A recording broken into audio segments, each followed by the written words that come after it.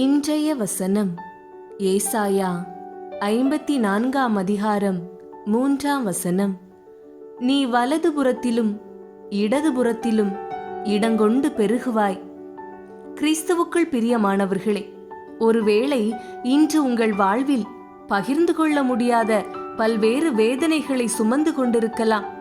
கொடிய வியாதி, நெடுநாள் பலவீனம், யாருமற்ற தனிமை, எதிர்பாராத பேரிழப்புகள், தீராத கடன் பிரச்சனை, பிள்ளைகளின் எதிர்கால வாழ்வு குறித்த கவலை, கண்ணீர் நிமித்தமாக தாங்க முடியாத துன்பங்களை அனுபவித்துக் கொண்டிருக்கலாம். கலங்காதிருங்கள். இந்த உலகத்தில் வாழ்கின்ற எல்லா மனிதரின் வாழ்விலும் உபத்திரவங்கள் தவிர்க்க முடியாதது. ஆனாலும் வாழ்வின் துன்பங்களை கண்டு அஞ்சாமல் அவற்றை துணிவுடன் எதிர்கொள்ளுங்கள்.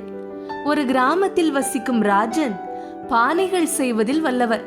அழகான பானைகளை செய்து பல ஊர்களுக்கும் சென்று விற்று வருவார்.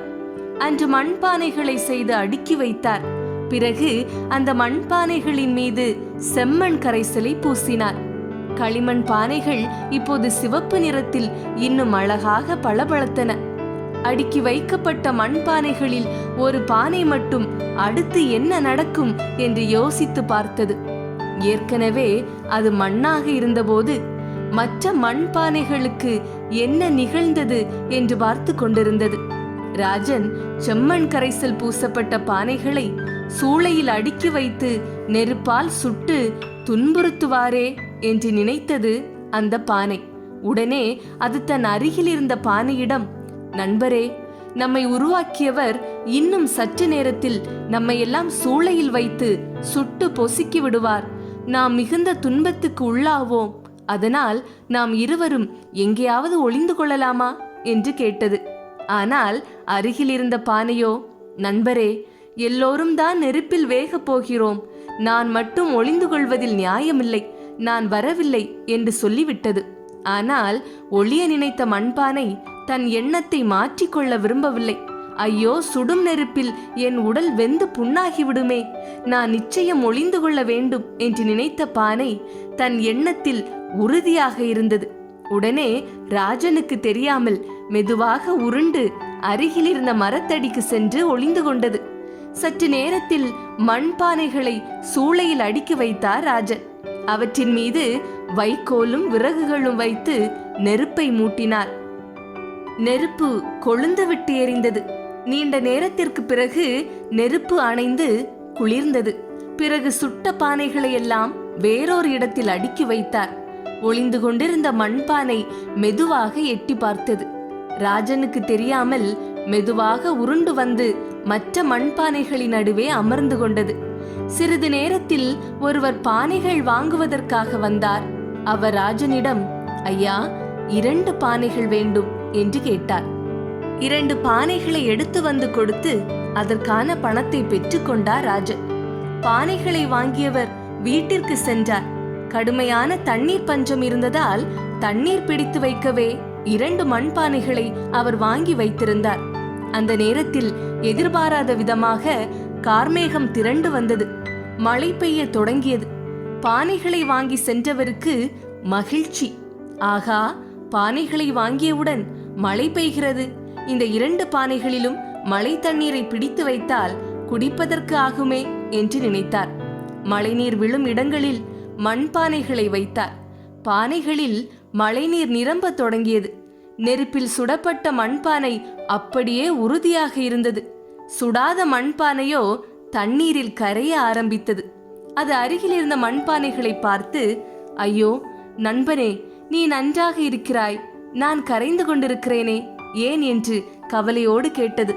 உடனே சுட்ட மண்பானை, நண்பனே, நம்மை உருவாக்கியவர் எதற்காக சூளையில் வைத்து சுடுகிறார் என்று இப்போது புரிகிறதா? நீ நெருப்புக்கு பயந்து ஒளிந்து கொண்டாய். அதனால் நீ உறுதி குறைந்து போயிருக்கிறாய். தண்ணீரில் கரைந்து போகிறாய். நான் நெருப்புக்கு அஞ்சாமல் அதை தாங்கிக் கொண்டேன். அதனால் இன்று உறுதியாக இருக்கிறேன் என்று சொன்னது.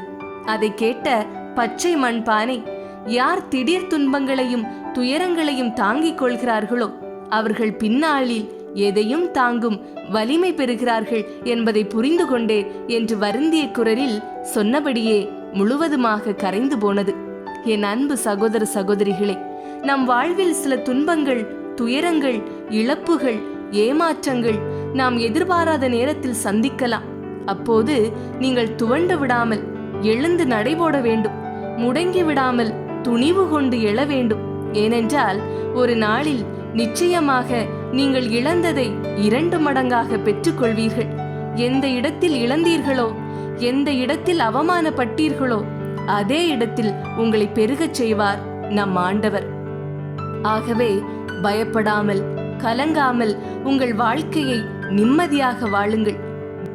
வெற்றியிலும் தோல்வியிலும், இன்பத்திலும் துன்பத்திலும், உடல் நலத்திலும் நோயிலும் நாம் இறைவனின் குழந்தைகள் என்பதை உணர்வோம். என்ன நேர்ந்தாலும், யார் நம்மை வெறுத்தாலும், நான் உன்மேல் அன்பு கூறுகிறேன், என் பார்வையில் நீ விலையேற பெற்றவன், மதிப்பு மிக்கவன் என்று கூறுகிற இறைவனை தந்தையாக ஏற்றுக்கொள்வோம். வாழ்வின் துன்பங்களைக் கண்டு அஞ்சாமல், துஞ்சாமல் துணிவுடன் எதிர்கொள்வோம். நாளை வானம் நம் வசப்படும். ஜெபம். தகப்பனே, இந்த நாள் முழுவதும் எங்களை காத்து வழிநடத்தினதற்கு உமக்கு நன்றி கூறுகின்றோம். தெய்வமே, எங்கள் ஒவ்வொருவரின் தேவைகளை சந்தித்து உமது கண்மணி போல் எங்களை பாதுகாத்து வழிநடத்தும். உம்மை போல் எங்கள் உள்ளத்தையும் பரிசுத்த அன்பினால் நிரப்பும். நீர் எங்கள் மீது வைத்த அன்பினால்தான் இன்றைக்கு நாங்கள் ஜீவனோடு இருக்கிறோம். இந்த உலகத்தில் உம்முடைய அன்பையும் மனதுருக்கத்தையும் நாடி தேடுகிற மக்களுக்கு அதை காண்பிக்கிற பாத்திரமாக எங்களையும் மாற்றும். தேவை உள்ளவர்களுக்கு உதவுகிற இயல்பான இருதயத்தை எங்களுக்கு தந்தருளும். எந்த இடத்தில் நாங்கள் அவமானப்பட்டு நின்றோமோ, எந்த இடத்தில் அழுது கொண்டிருந்தோமோ, அந்த இடத்தில் எங்களை பெருக பண்ணும்.